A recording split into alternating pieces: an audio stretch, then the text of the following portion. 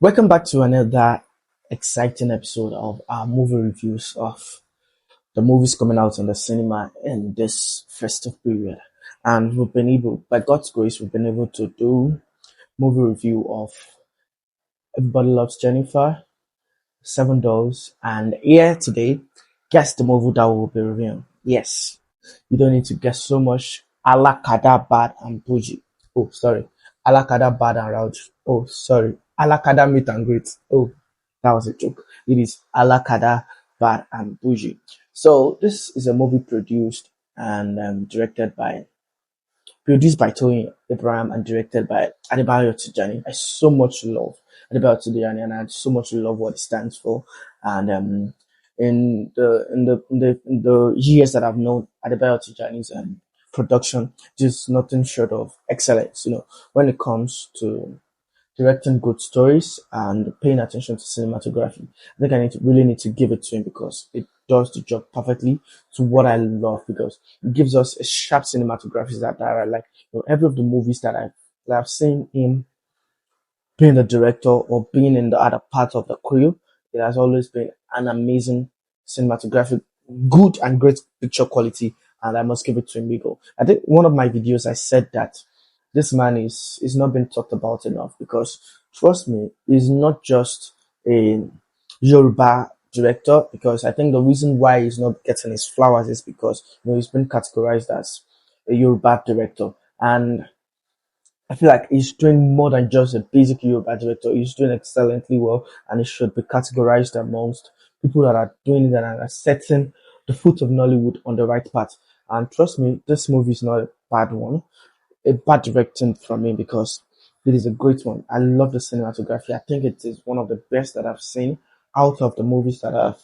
Although it was the director of the Seven Dolls, I think the only movies of this festive period that I've seen that he's not the director is Everybody Loves Jennifer, but I think he's the director of Seven Dolls, and he's also the director of Alakada and Boujee.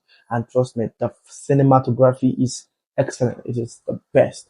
I love, maybe because I love sharp cinematography, but it gives me what I love. There's this joy, there's this excitement, there's this interest whenever you want to see movie and the cinematography. It will interest you to see what the movie contains, and that is why I love it. And so we'll be reviewing the movie. The movie is produced by Toyin Abraham. I think this is our fourth project. I think our first project was Alakada, the party planner. Then she moved on to Ijakumo. Then she moved on to Malika, and I think this is the fourth project, which is Alakada, Bad, and Boujee. So, without so much further ado, let's get right into the synopsis. Alakada, Bad, and Boujee portrays the story of a young girl, yetunde animashaun, from a poor background with an inferiority complex, who makes up stories and lies about her financial and social status to fit in with the crowd. And at the end, she meets a waterloo and learns a lesson to turn a new leaf. The major hit point for this movie is the great cinematography, the bringing in, of course, you cannot leave that out, the bringing of so many people in the industry, although in this movie she did not bring in new talent, which is not bad, because it's a project and she can decide to do whatever she pleases. And she brings in a lot of people, a lot of youngsters, TikTokers, celebrities, which will make a lot of people want to watch this movie, which is not about, although it has its own bad part, which is being star-studded without a genuine reason for being in the movie. So, but I love the fact that she puts in a lot of people and she puts in her strength. She loves to do movie making, and you will see it in her. Although she one thing I've always clamored on, that she knows or she sees, if possible, she sees this video, is that she should employ more hands that are better than her. She should employ more talent. This story was not written by her. I saw that the story was not written by her, which is a good development, which makes it better, because most of our movies, most of our stories are always from the fact of our personal experiences. And I feel like movie making has passed that, and she needs to do better with that. Of course, it is evolving, and there's always chance for development. And I love it for her. I really, really love it for her. In this movie, you are going to see a good story, you're going to see comedy, you're going to see fair action, you're going to see a good climax. It's just going to be little different touches of different things that you want to see in movie. Of course, this is a perfect Christmas movie that you could watch with your family. Not too serious and not too playful, of which you will enjoy. And that's the first thing I have issue with is the title. When she said Alakada bad and Boujee, I was expecting something more luxurious. But I'm really, really sorry. There was nothing a little bit luxurious. It was just normal. I think she did not really spend money on this movie compared to other movies of ours, and compared to Ijakmo. She spent a lot of it. Was high budgeted movie. Malika was high budgeted movies, but this one is not really high budgeted. I was looking for the bouginess. I was looking for the luxuriousness. I was looking for the class. Although she tried her hands on getting a lot of designers like Tiana to come do her styling, but it was not still bougie as much as I wanted it to be. And I was in my mind asking, where is the bouginess? Because if you want to do movie that is depicting luxuriousness or luxury at large, it is going to be screaming high budget. It's going to be good, screaming lot of fashion, lot of class, and I didn't find it in the movie. Although it is excusable because this is the part of the world where you can do movie and the title does not correlate with the whole storyline. It is excusable, but in the actual sense, it is not, because if we should get a glimpse of, if not a direct, you should get a literal insight to what the movie is going to be. Because if you're trying to say this is Alakada bad and Boujee, then where is the bouginess? So it should emanate from the movie. It should be evident in the movie, which wasn't. When this film started, started like, it was like a street fight, more like a precedent scene where Toyin Abraham, herself, Yetunde, and there was a lot of street touchings, including his brother, Odunlade Adekola, and they were fighting, and I was like, okay, is this a Togri film? Okay, just maybe it's a comeback of Gangs of Lagos, because the movie was shot in Lagos Island is Aleko, to be precise. And I was like, probably this is like a comeback for, or with Gangs of Lagos. And okay, probably this is a movie of raised in the ghetto and the survival of the inhabitants of the ghetto. And I was really, really surprised that there was no correlation between that fight and the other precedent scenes in this movie. I was like, the fight was not necessary. Fight was not necessary. In fact, the fights were slow.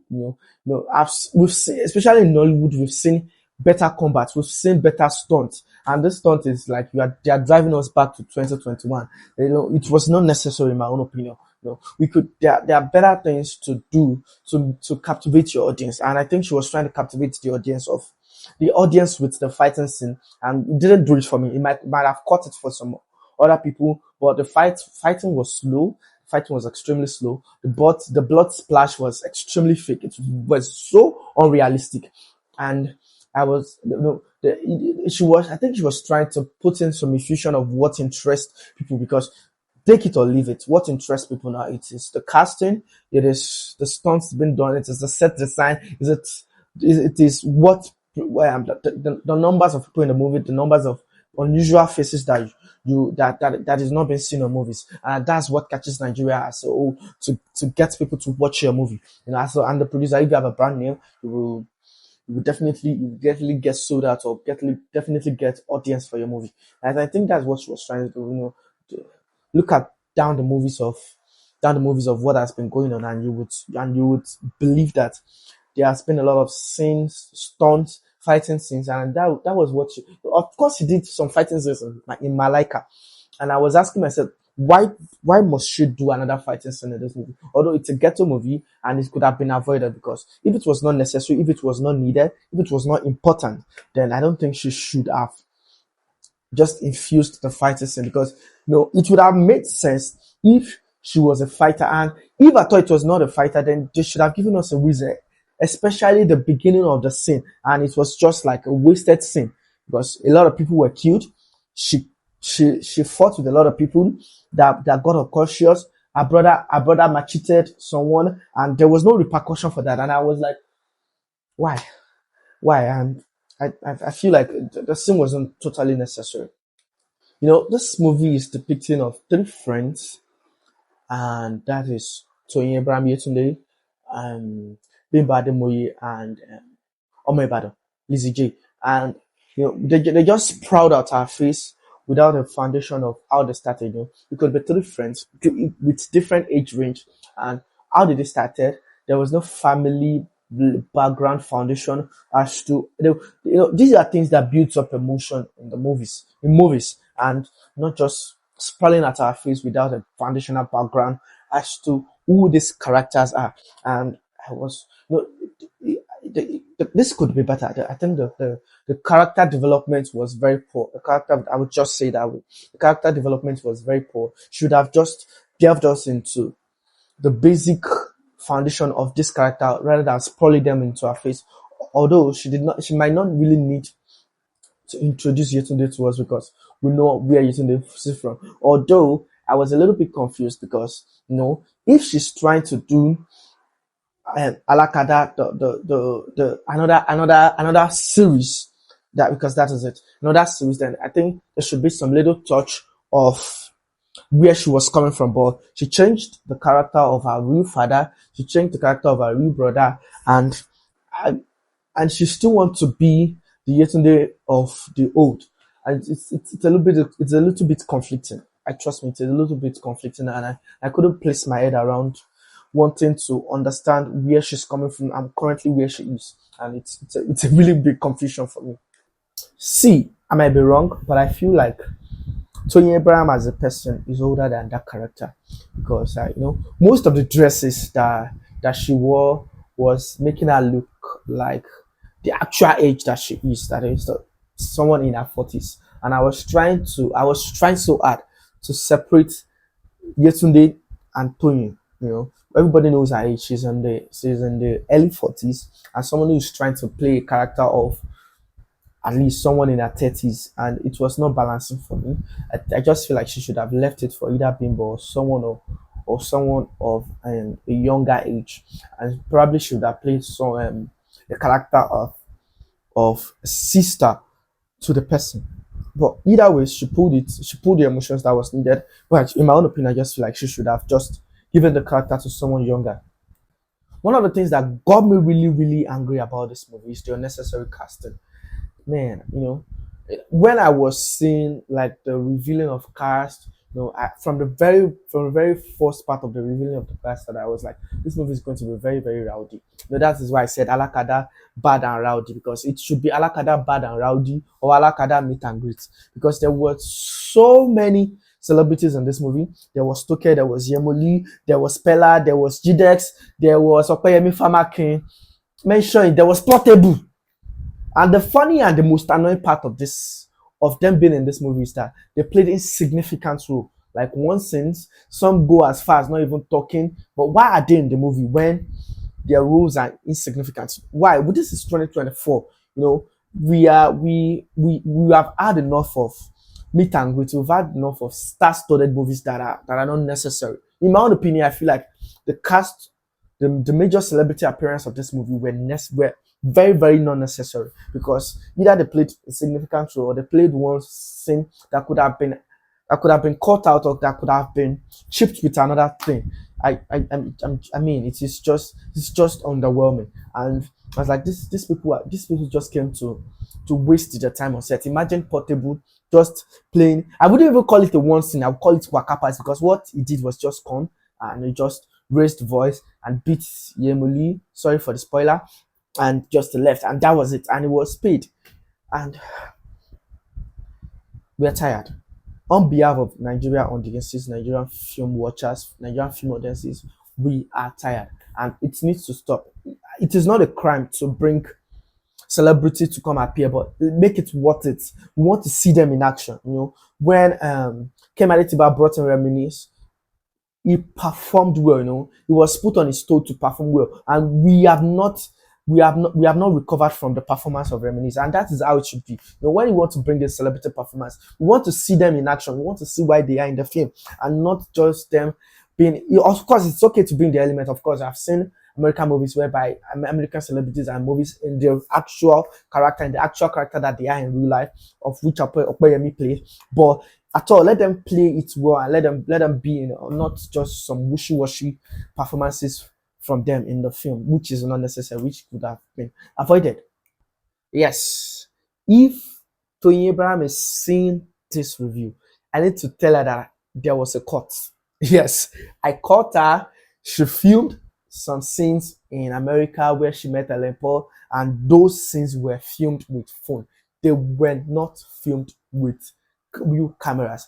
Because if those scenes were filmed with real camera, why was the color grading bad?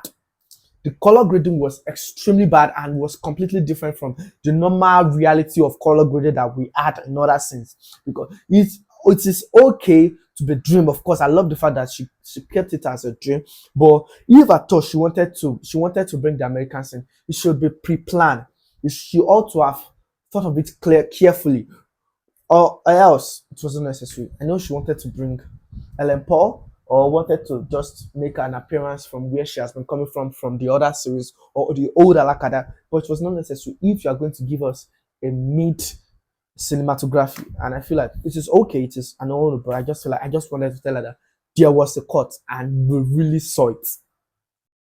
So honestly, I'm calm because I'm still angry from the stuff that are getting me angry from this movie. But trust me, Tony Abraham, for I can tell her or say this anywhere, she has beat her former performances. Trust me, this movie is better than Alakada, the party planner. This movie is better than Giacomo, in my own opinion. But maybe Malika is good, but I feel like this movie is good because it has a solid storyline. It has its climax. It has its emotion. It was just straight to the point. Trust me, it was straight to the point, and I was very sincere. As much as I want to be critical, but I must be very sincere. This is a good watch, and I would advise anyone to watch this movie. Trust me, I would advise everyone to watch this movie. It's not a bad one. It's a good one. So, drum roll. My rating. So, for the sake of rating, I'm going to rate this movie 6.1 because she really tried. She tried with the emotions, she tried with the solid storyline, and she's tried with the comedy. Of course, I had a good laugh, and that was it. That was it. So, that was it on Alakada Bad and Boujee. Is it a recommended movie? Yes, it is a recommended movie. Yes, I would recommend it 100%. You will have a good laugh, you will have good fun, especially Kiki's part. And the girls, you will especially love it. You will love it. And so stay tuned to our channel, like, share, comment, and click on the subscribe button to get notified whenever I drop juicy content. So you will get it. So we still in the festive period and more to bring to your screen. The waiter, Christmas in Lagos, and so much more. So much more, so much more. And we are going to New Year and it's going to be an amazing, nothing short of amazing. This sort of greatness. So that's it. See you in my next video. Mwah.